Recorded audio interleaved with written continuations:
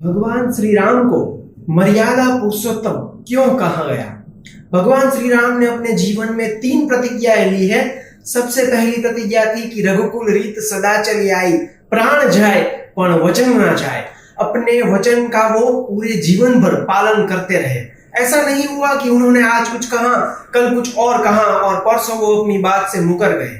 जी नहीं, एक बार अगर मुंह से कोई शब्द का उच्चारण कर दिया गया, कोई वचन किसी को दे दिया गया, तो उस वचन का वो अवश्य ही पालन करेंगे।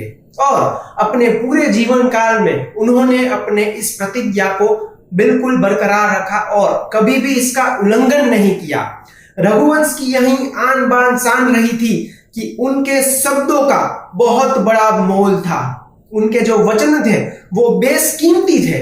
इसीलिए भगवान श्री राम ने भी इसी वचन की जो मर्यादा थी उसका पालन किया। उनकी दूसरी प्रतिज्ञा थी कि वो एक पत्नी व्रता रहेंगे और जीवन भर चाहे कितनी ही परेशानियां आई हो, कितनी ही मुश्किलें आई हो, लेकिन वो अपने इस वचन से भी हमेशा जुड़े रहे और उन्होंने कभी भी दूसरी शादी करना तो दूर, उसके बारे में कभी विचार भी नहीं किया है। उनकी तीसरी प्रतिज्ञा थी कि अगर एक बार धनुष पर उन्होंने बाण चढ़ा दिया तो वापस उसे वो तुनीर में नहीं रखेंगे, यानी कि धनुष पर एक बार बाण लग गया तो फिर उस बाण को अवश्य ही छोड़ना ही पड़ेगा। उस बाण को वापस वो नीचे नहीं रख सकते।